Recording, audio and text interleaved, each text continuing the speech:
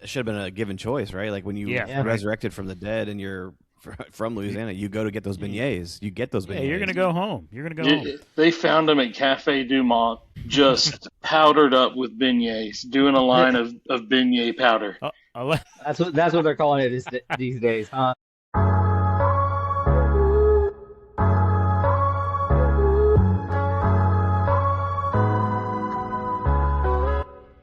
Hear ye, and welcome to the Royal Geek Podcast.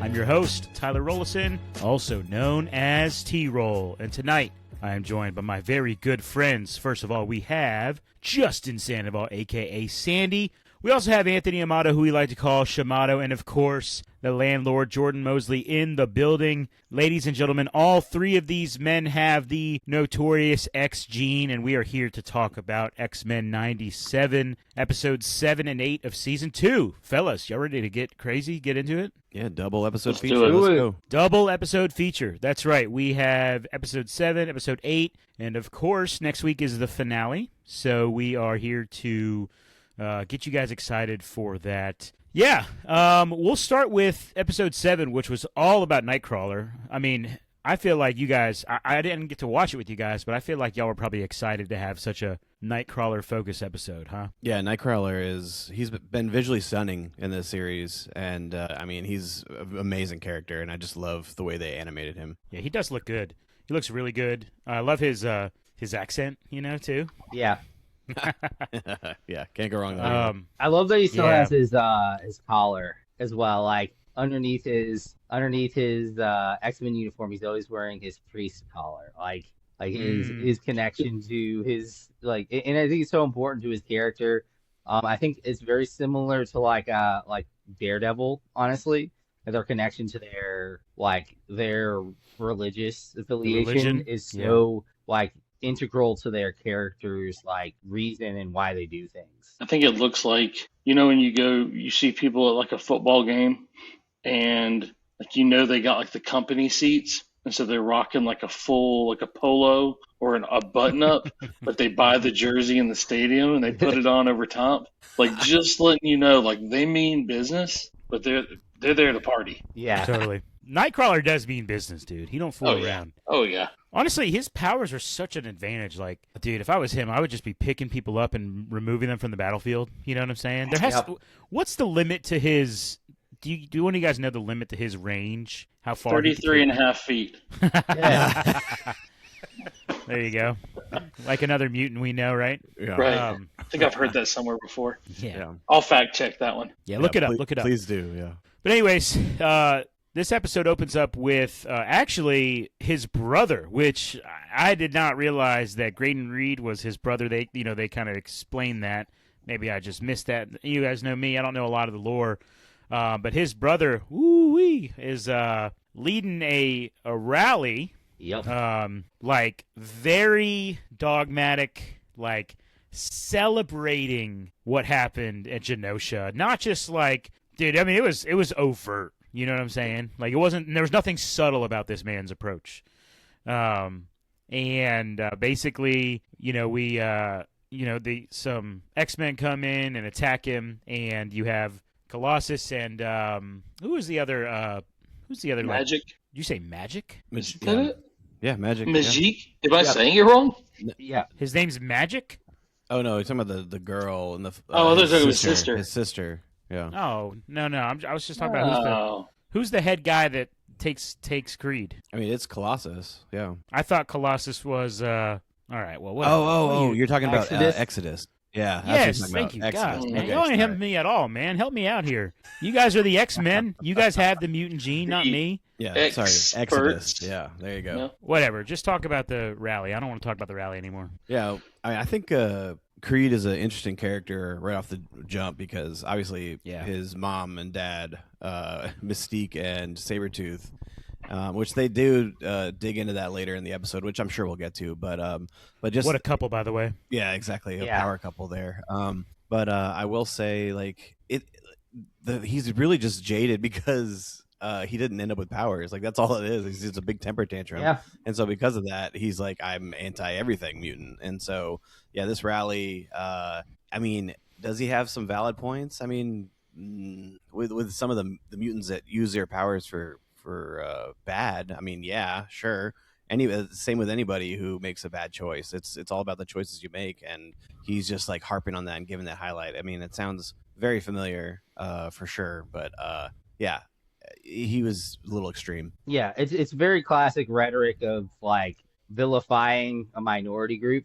Like it's you pick out the small instances of people who do certain things and then use that to extrapolate that over a larger group of people, so that especially when when they are a group that is not as well represented, those small incidents mean more because less people interact with those people. So those little actions mean more to someone who is not as well versed. But I do think they did a good job of like kind of connecting. I like the fact that even though I like the fact they had Sabretooth in the last episode, to kind of like almost as like a precursor to like, hey, like, this is going to be, then they dive right into two of his children's like being like huge parts of the plot, Mm-hmm. Yeah. I think I don't know. Sorry, I'm just trying to think back to watching this episode because it was last week's episode. Yeah. I'm still really the episodes of the Remy episode are way more prevalent on my mind, but they're coming in to get Creed, and there's the plane crash, right? Yeah, they Colossus and his crew. Well, I don't know whatever their team name is, like but they inhibitors or something, right? The Acolytes. Oh, yes, was that it? Yeah, you're right. My favorite Star Wars show. Star Wars show. Yeah. But yeah, they come and take Creed, and the X-Men are notified at their X-Force base or whatever. X-Force, so it was X-Corp. Yeah. Yeah. That they need to go and kind of intervene and figure it out. And so then they all load up on their X-Jet. And we do get Polaris along for the ride as well, because she is now a part of their crew, I guess, although we didn't see her in the latest episode. But some people just got to stay behind. But anyway, this whole Quinjet scene was actually pretty incredible, because they do cross over to wherever Savage Lands, right? That's where they went. That's where Savage Land. Yep. Yeah. They cross over to the Savage Lands, and apparently there's like inhibitor towers that nullify powers or the mutant gene ability, and everything gets crazy because their ship was blowing up and it breaks, and Bishop gets thrown out of the Quinjet or the X-Jet, sorry. And Polaris just dives after him. Conveniently, I did notice the parachute before the actual, before you actually realized it was falling with them. Yeah. And then that like quick pull, the ripcord of the parachute comes out just in the nick of time, which I don't know if that's actually true. Like, there's no way. Like, if no, you that's pull not how a parachute works. within like 100 feet of the ground, there's no way that. No. You're breaking your legs. You have to be. Well, it just won't open. Like, it won't. Like, it takes time. Like, it is a parachute won't, like, you have to be like a certain distance above the ground for a parachute to actually properly work. I'm gonna need you to demonstrate that to me at some point. Yeah, I want to see Shamato with a parachute, like just off of Avengers Tower there with T-roll. Like, let's just see it. Sweet. I'd jump out of over here. I mean, if you want to see how a parachute works, I'd jump out of an airplane if you pay for it. You heard it here first. We got a podcast special. We got a punishment idea there for podcast special. Ladies and gentlemen, donate to the podcast. Hit our Patreon. Yeah, join the Patreon.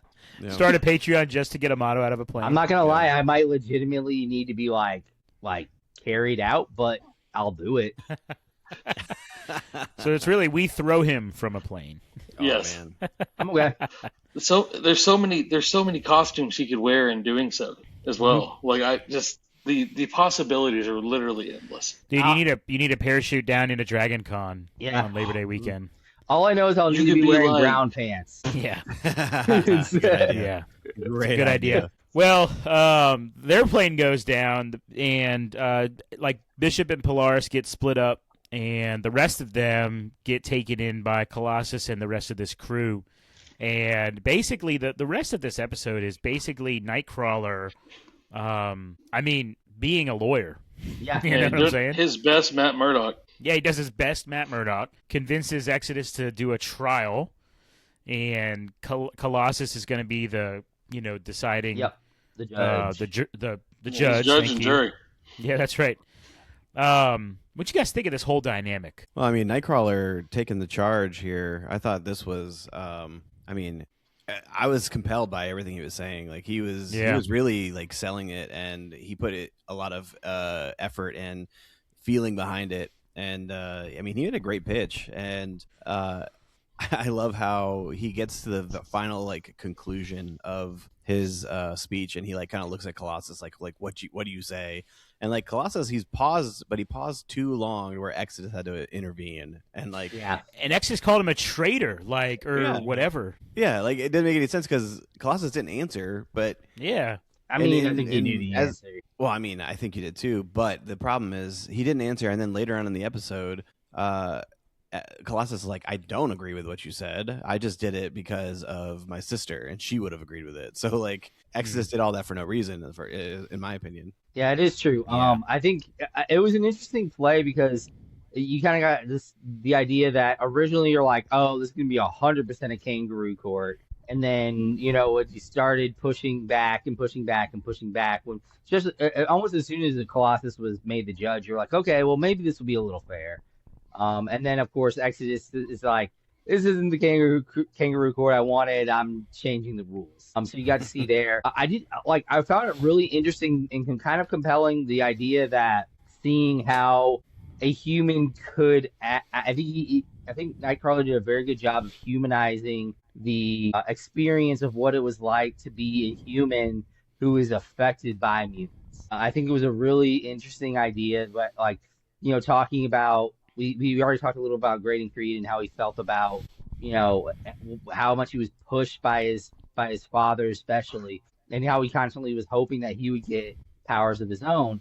And I think it was really just interesting seeing that side of that equation, because we're used to seeing the whole idea of, oh, humans are around, the child's a mutant, and how that affects. But it's different when they're in a relationship where the parents are a mutant and essentially and the child is not. Yeah. What was Exodus's play? Obviously, Creed is he's running for he was running for president, right? He was announcing his desire to run for candidacy for president. Okay, but Exodus wants to kill him, obviously. But help me, what was he trying to? He gave humans 24 hours to do what? What were his demands? Why am I struggling to remember that? Basically, he was against humans who were against mutants. He was just mutants deserve rights too, that kind of thing. But he was like, if you're going to be an extremist or somebody who's against mutants just because they're different, then they have to die. It was instant death. It wasn't No, that's not true. He was given humankind 24 hours to negotiate something. And after that, he was going to eradicate them. I know, but I'm asking, what was the thing he was asking for? I think equality, right? Isn't I not wrong? I think it was equal pay. My point is, dude, it's just it's not memorable. I literally can't even tell you what he was freaking asking for. And you guys can't either. Well, I was just trying to see if you remembered what it was. Oh, sure, right. Okay, so now that you know that I don't remember, you can tell us. Equal pay. The equal pay and the right to vote. Were you not watching the episode? I literally cannot remember what he asked for. I think sometimes I love how grown up and adult these the episodes are. The 90s show is the same. Sometimes though, honestly, it goes over my head. It's just a lot. It's just a lot of information. It's just too adult for you. It's too adult. I'm not. I mean, yeah, I just don't remember. Me too. I'm trying to think back on what was obviously Exodus his beef with Creed. Don't blame him. Creed's a punk. Creed's a piece of crap. Nobody likes Creed. Even the X-Men were some of them were conflicted on their way over there. You're we're going to save this guy. You know what I'm saying? Yeah. But I can't remember for the life of me what Exodus wanted. But anyways, he didn't get it. He freaks out. He attacks. He calls Colossus a traitor, and then this epic battle scene kind of breaks out. But Creed does kind of grab a gun right at the end. He's like, "Get us out of here!" Right? Talking to literally his own brother. Yeah. Yep.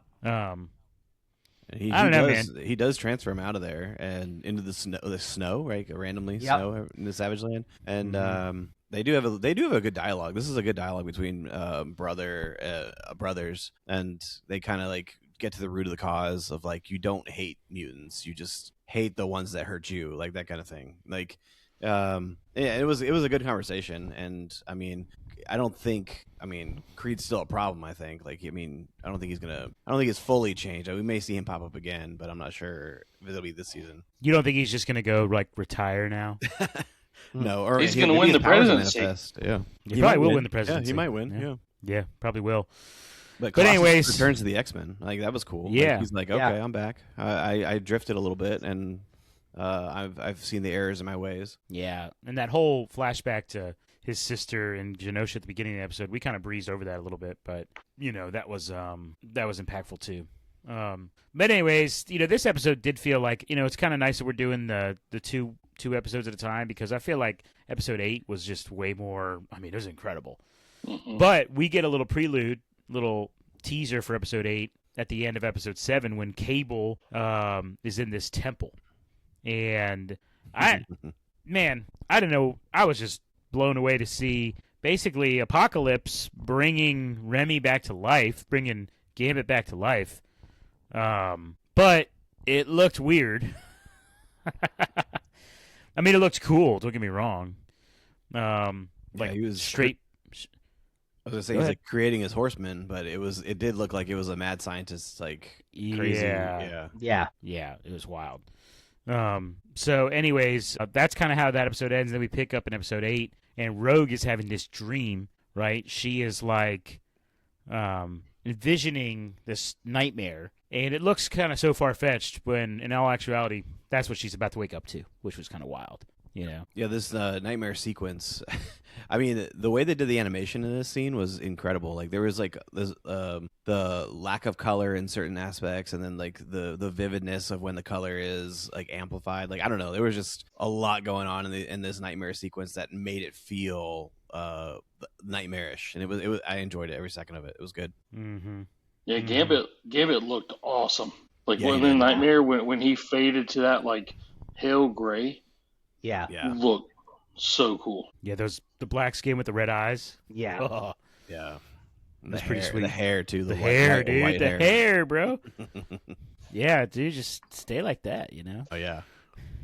But anyways, Cable and the crew, they show up to the X-Men, and they need some help. They interrupt the poker game that they're having with their powers, or they're not using their powers. And I love how Beast and Nightcrawler are having like that standoff, and Beast ends up winning, right? Yeah, the threes, the triple threes. Yeah.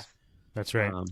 But yeah, then they get interrupted by the X-Force. Yeah, and I like the fact that they're like reintroducing Gambit while they're playing a card game. Like he's the character being literally playing cards while they're reintroducing him. But yeah, and it's just a nice little play like on the ideas there. Good touch. It was a good touch. And they're threatening to shoot down this, aircraft. Nope, they're not identifying themselves, and then Cable's face just pops up. Yeah. Yeah. Which is wild. Cyclops and Jean Grey, they're like, "Son, what are you doing?" And then you just see Jubilee. "Hey guys, Yeah. we need help. Yep. Let us land." Yeah. And yeah, so you get the X-Force and the X-Men here together. Two different tactics, two different strategies. But they have to work together because they don't know where Gambit's off to. And we see a pretty wild scene of Professor X using Cerebro, but now it's Cerebra. Yeah. Rebrand. Rebrand. Why Transitioning. not? Yeah. Yep. That's honestly Amazing. Like actually, yeah. Yeah. And so he, of course, it's like, why didn't they think to go to Louisiana? You know what I'm saying? To look for I mean, Gambit. it should have been a given choice, right? Like when you resurrected from the dead and you're from Louisiana. You go to get those beignets. You get those beignets. Yeah, you're gonna go home. They found him at Cafe Dumont, just powdered up with beignets, doing a line of beignet powder. That's what they're calling it these days, huh? Yeah. That's it. Oh, that's wild.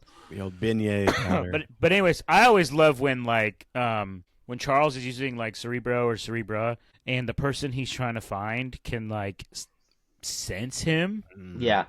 It's wild to me, So, like, Remy's, like, talking to Professor X through Cerebra, you know what I'm saying? And then he's like, all right, Professor X is like, all right, he's down south. Yeah, he's gotta home head now. on down. He's home. To the bayou. To the bayou. Down to that bayou. Yep. But Remy's down there already, and he's causing havoc. I don't know all these people. I'll be honest, guys. Like, he's like getting old friends together, creates a fake, birthday party or something. Yeah. And then just I think it was Mardi Gras. He literally sends out an invitation. Like, he's literally... Yeah. Yeah, like, dude, he had sent time out... to craft the invitation. What is that? He got it embossed. Dude, could you just picture him in his new look, like the black eyes or red eyes and his gray skin or whatever, and he's just in their office making crafts, like going to the post office, glue sticks. He's on Canva. Yes, yeah, printing things out, putting stamps on the envelopes. Yeah. What's going on here? Insane. But yeah, he gets them all together, and his cards transform them into his minions, right? Is that how you took that? Yeah, minions. Yeah. Which was cool is like the cards, like normally, obviously he's dealing like Queen of Hearts, but like how they're like the tarot cards now. Yeah. Oh yeah. That was a really cool touch, like a small detail, but I thought it flowed with the episode for the Bayou like Creole style, like in Louisiana. Yeah. Yep. But the X-Men are on their way, and him and all of his minions, they start attacking the jet straight out of the sky. Yep. Yeah. So another this is not a good 2 weeks. They can't land a ship. Not a good 2 weeks. They cannot land a plane successfully. Well, it's just, honestly, to tell you the truth, I don't know why more X-Men are just, like, terrified of flying. Because it's just, every single time they go somewhere, they get shot out of the air. Yeah. Like, they're just taking buses everywhere. Yeah. Especially, like, I don't know, like, Cyclops, like, dude's got to be like, well, I don't know if I want to be in a plane. Like, yeah. Hey, if he was never in a plane, then he would never have seen that cool sequence in season 1 where he uses his laser beam to propel himself to the ground. Like, true, he can do that, but like, but there are definitely people like you're like, dude, like you would just be terrified if you don't have the ability to fly or something like that. That's got to be a terrifying experience. Well, he also had to like refocus Cable. He's like, listen, like we need to not crash and die here. Yeah. Because like he was focused on, getting Remy, but it's like, no, like how about we deal with like problem number 1? Yeah. Some of us can't fly. Dad, lesson number 1.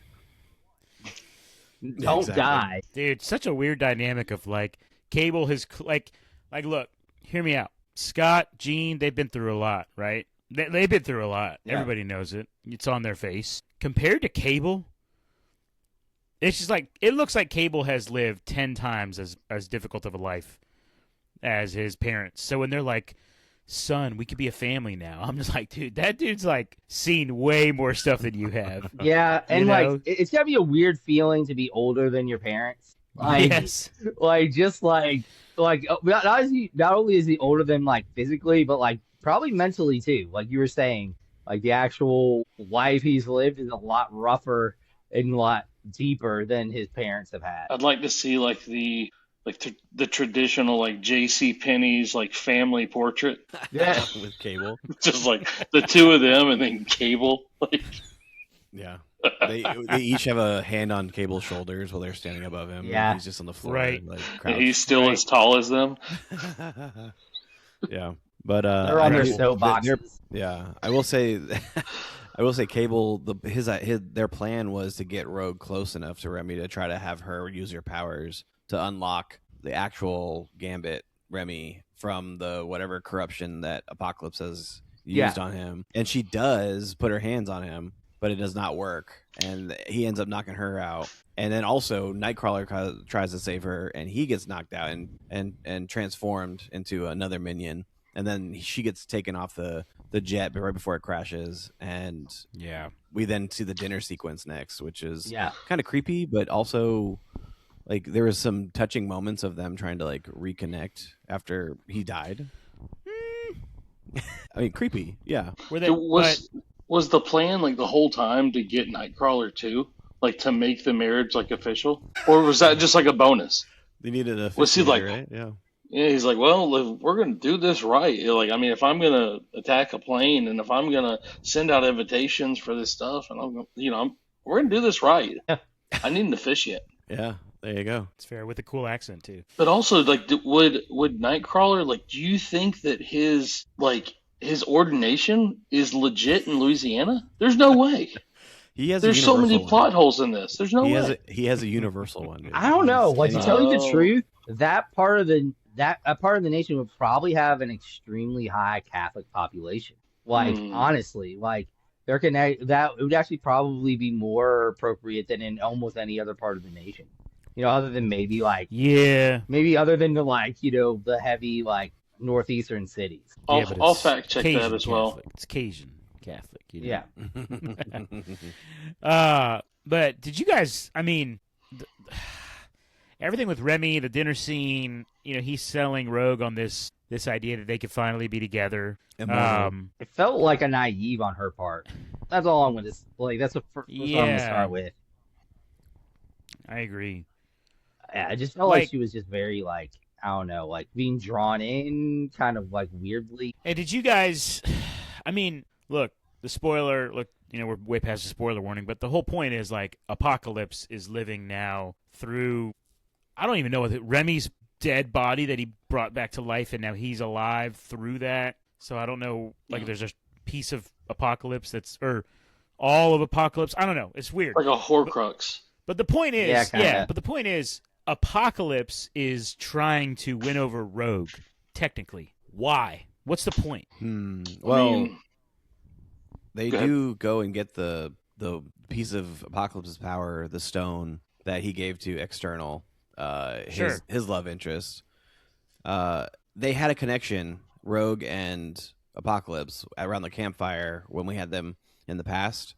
Yeah. And she was sharing with him how it's better to love and like fight for something that you feel that love for, than to not love anything and not know what you're fighting for, that kind of thing. And so, I think that's why. I think he saw a connection with her, and now, I mean, through Remy, obviously, he is also trying to play on the Remy connection to then creep his way into there and have his own little connection. I'm telling you, it's creepy. This whole entire thing was creepy, but I think that's what it is. Is that really what's happening? That's my take Shamato? on it. I mean, yeah, I think he was wanting a vessel for this External, and he saw Justin said, like, I think he had that moment maybe with Rogue, and then he knew he had this connection in the future where he could take over Remy's dead body and use him to essentially reacquire both his love in External and it be in the form of someone who already had that connection there with Rogue. And again, maybe he just saw the early '90s Rogue meme of her like laying down, and he just liked what he saw, boys. He was standing in front of her in that picture, so I don't know. He missed the view. Jordan just has a deep catalog of a lot of random memes. I love it. Yeah. Well, anyways, for me, it was just a little strange because I'm like, all right, like clearly Apocalypse is in control here. Yeah. But how much of that was like he's accessing Remy's memories, or like, I don't know. It's hard to really understand. And the reason I bring all this up, like, yeah, Remy, which again, really Apocalypse, he's trying to get this shard of a piece of his power that he gave to, External, like 2 millennia ago. Yeah. A couple weeks back. And and like, so even her character, like, I don't know anything about that, but like Remy just kind of awakens her from her sleep. The blood-drenched sword, right? Like, Yep. Dude, that was kind of cool. That was kind of cool. Yeah, visually, yes, but like, where you stashing the sword? Like, where you coming to get this from? Like, a sheath. Yeah, but where did he pull that from? Like, I don't even understand. And then she's like in a pseudo wedding dress, and like in order to get married, he's got to like unsheath the sword, and then he kills the external, takes the shard, and he just jams it right in Rogue's chest, like he shoves it in there, and she gets knocked out. But then at this time, the X-Men show up, and just in the nick of time. Yeah, yep. They exactly. say I object. Yeah, that's literally yeah. And we see some of the coolest fight scenes I think I've seen in a long time, and a lot of it focused around Nightcrawler. Dude, Nightcrawler I didn't know I needed a POV Nightcrawler, but we got it, and it was absolutely incredible. It was simultaneously like terrifying and fascinating just to see him work, and like it was honestly, we've seen some really, really cool things with Nightcrawler. He, of course, has a really cool scene in X2, but this was some of the coolest, like, just things we've ever seen them do with. Oh, exactly. I think the Nightcrawler, and then like everything with like Jubilee, like I know we've talked about it in multiple episodes. It just looks so awesome. Like it pops in a different way in 2026 than obviously in the 90s. But visually, both of them it looks awesome. I love how when we're hopping around with Nightcrawler, we see like just 1-2 punch, and it's like you hear the thuds like making contact, and then when he like grabs them and he teleports and he's in the sky and dropping them, and it was just dude. Yeah, I didn't think we were gonna get that POV. That was amazing. Yeah. Honestly, he's probably the most annoying person to fight. Like it is probably so terrifyingly annoying to fight him. I didn't see how it was going to end. I honestly didn't see how it was going to end. And then Julie's like, close your eyes, and like flashbanged him. And just enough for Cyclops to light him up. She gave like an alley-oop right there, you know? Yep. Yeah, she had to. Somebody had to do something. So anyways, Professor X goes into Remy's mind, and this is the big reveal, right? Talked about it earlier. Really, Apocalypse is alive through Gambit. But we see this moment where Apocalypse and Charles are basically squaring off again, and Charles is so confused, right? Apocalypse is like making fun of him. He's like, "You still can't figure it out." He's just trolling him, dude. Like bringing up his dead friend again. It's like, dude, take it easy, man. Yeah, when he dropped the Magnus line, I was like, dude, like, yeah. For him, it was like a couple weeks ago. Like, right. But yeah, and you can see Remy. I'm just gonna say Remy's soul. Basically, that's the best way I can think about this. Trying to escape, reaching out from inside. I don't know. It's just kind of weird, but yeah. What you guys think of this whole kind of situation with Apocalypse? The big reveal here at the end. Initially, I had no idea what the heck was going on. I was like, wait a minute. I know Apocalypse is alive, but like, what is his goal here? What is he accomplishing? And then like we kind of talked about it already, like, but I didn't know that until this moment, like, because initially I was like, oh yeah, Remy is just twisted mind. Remy is trying to stay with Rogue forever. But then now in the Apocalypse reveal is when I was like, okay, what does Apocalypse want to do with this? And that's kind of how I came to my conclusion that I just talked about earlier. But the visual of Apocalypse, like his aura / like astral form or whatever, consuming Charles and Remy at the same time, like I was just like, if he consumes both of them, does he like take over both of their bodies, or is he only allowed to stay in Remy since that's where they're fighting? Like, I'm not like, I don't know. I think if there's so many rules we don't know. Yeah, exactly. Yeah, but it was wild seeing Apocalypse. And again, like I knew something was up when you saw the dead Apocalypse, because of, you know, when they discovered Apocalypse dead, apparently, you're like, what really is going on here? You know, there's no way that Remy just took him out. Yeah. But really, it's not until Rogue steps in, uses her powers, somehow overpowers Apocalypse. Well, she does have the power of Apocalypse now inside of her chest. Like, the shard is inside of her. So, that's true. That's a good point. Yeah. Literally didn't think about that until this exact moment. That's a good point, Justin. Yeah. And she's able to... They're basically keeping... The episode ends with them saying that they are keeping Apocalypse kind of at bay for the moment. You know what I'm saying? Like that he is In like limbo. Gambit's got all of his color back now. He has a pulse. He literally has a pulse. Yeah. But are they going to be able to save him? How do they extract Apocalypse from him? I don't know. I do feel like I feel so underqualified to talk about what's about to happen. I have no idea what's about I do feel like we are at another Marvel crossroad of, are we going to land this plane? Do we have too many things in play? And they even add more things in play, because at the very end of this episode, you see X-Force storm away without Jubilee, without Sunspot, because they are joining back with the X-Men. Yeah. There's only 3 of them. They're like, how are we going to do this to stop Apocalypse? And then all of a sudden X-Factor shows up, and now they have a common goal of eradicating like Gambit's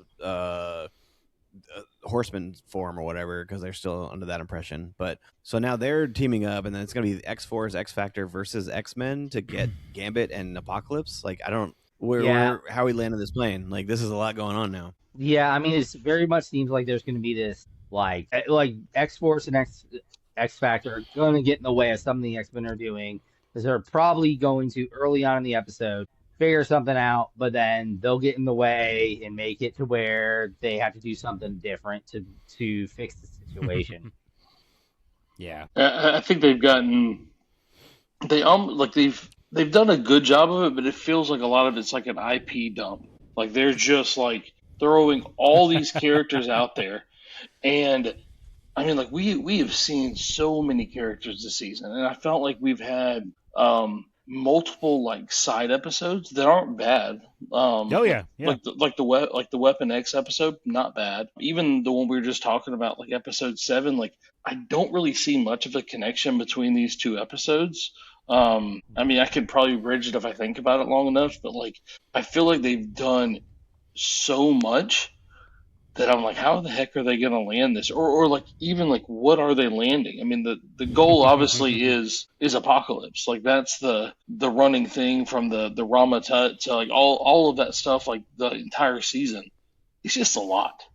Yeah. And then like just a lot of characters. I mean, you've got like say Colossus, you've got like Polaris, and like all these people all over the board. Yeah, it's been like X-Factor, X-Force. It's been essentially like 3 episodes since we've seen Wolverine for more than like a second or 2 when he was on screen being like, oh, I didn't get these back to do nothing or whatever. Like, honestly, you know. That's so true. There's a lot of characters that kind of have been sidelined here and there. Well, and it's kind of weird. Like, they went with a 9-episode format. Yeah, that is like, very interesting. You're very strange, when apparently they've got a lot of things they can do. Yeah, and technically, this is the penultimate episode, and I do have a question for you guys. A buy or sell question. Right. Buy or sell, in the season finale, it is going to be the end of the Apocalypse arc, for sure. No. Sell so hard. Okay. All right. Yeah, I don't think they can do it. Yeah, I think the big thing is going to be figure out how to separate the 2. Like, I think that'll be probably the big thing that they'll be doing in this next episode. Okay. Yeah. I don't know. There's no way in my mind. I feel like we've gotten so little Apocalypse. I mean, I know he was there earlier in the season, so right. I guess we've gotten a good bit of him, but modern times, he really hasn't had. Yeah. I think what'll happen is they'll figure out how to separate them, and then like essentially Apocalypse will sort of like go away. And then the whole first half of the next season, there'll be no mention of Apocalypse. And then the second half, he'll like essentially like in the mid-season finale, he'll like essentially you'll find out that everything that's been going on is directly related to Apocalypse. The second half of the next season will be really dealing with it. You know, I can see that too. I do have another one. Okay. Buy or sell, we will see Kang the Conqueror in this season finale. I'm going to sell again. Okay. Because I feel like we got the cameo, and that was pretty cool, you know? Yeah. But I don't think we're going to see him again. Yeah, I'll sell it as well. The only way I could see it is if it's an end credit. Okay.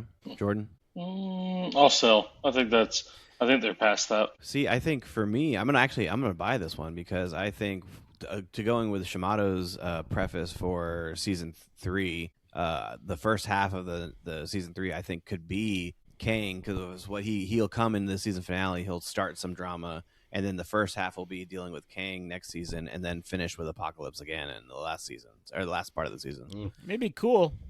Maybe cool. I don't know. We'll see. Well, I'm excited about it. One last episode for season 2. I kind of wish. Yeah, you're right. Like these seasons, you feel like there should be like way more episodes. Old shows like this used to have like 50. Literally. It was like so 20. They would have 20 to 22. 20. That was the traditional like half-hour format. Yeah, let's go back to that, dude. Let it run. But I don't know. Like with everything happening, this is an MCU show officially, right? So like, are we going to get some of these characters in live action in the next 2 Avengers films, right? So maybe they, in their mind, they can't. Like it'd be kind of cool if they just let it run for 20 plus weeks, but maybe they just have to keep it on the schedule because they got a lot of other stuff. Yeah. You know.